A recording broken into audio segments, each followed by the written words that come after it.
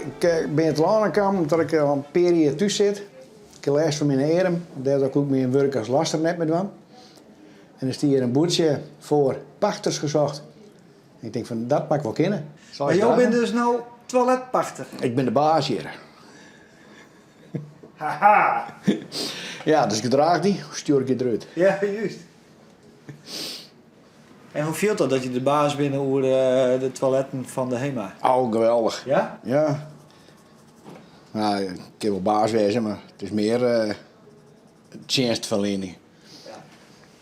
Maar omdat ik de baas ben, ik zeg van, heb je geen centen bij die? Nee, nou, geef maar.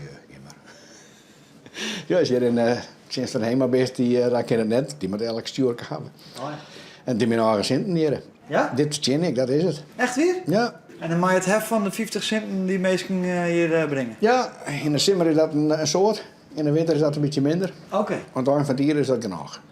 En je hebt er natuurlijk een ding bij. Ja, ik heb er wat tekenwerk heb ik bij. Dat ik zie het hier. En de eerste week die was de sokken tekenen. Ik denk, nou, dat doe ik 1 keer. Oh. En ik heb tussen wat portretten schilderen met olieverf en acryl. Nou, dat ken je even zelf net, met knoeiboel. Ik denk van, nou, ik dat eens in mijn pad leert. Dat gaat beter en beter.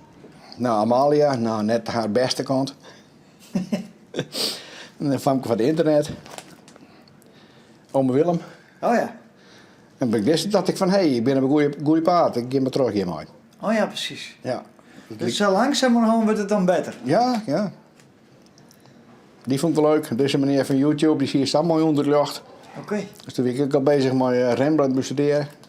Wat zou de Rembrandt ervan? Hoe maakt het? Maar zou het lucht zijn? Nou, Game of Thrones figuren.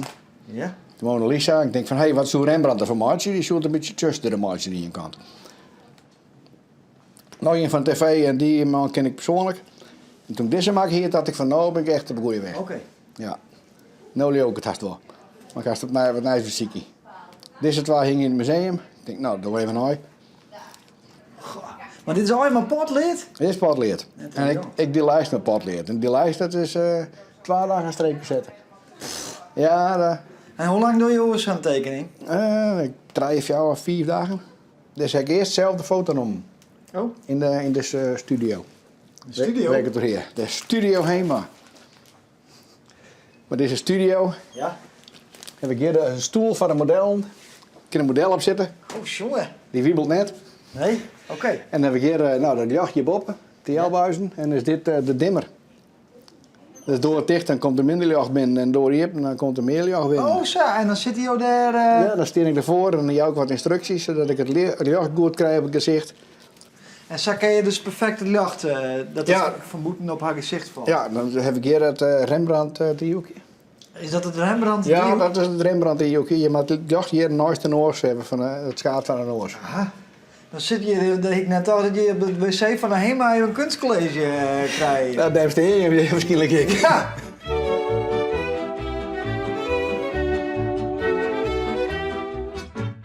Nou ja, dus je kan hier heerlijk rustig zitten te tekenen natuurlijk.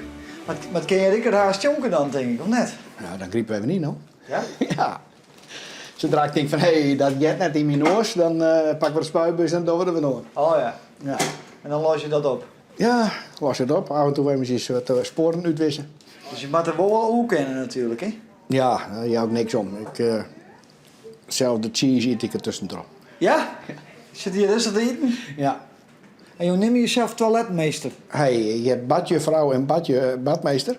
En je hebt toiletjuffrouw en toiletmeester. Juist. Er was ook iemand die zei, een playboy. Ja, dat is ook leuk.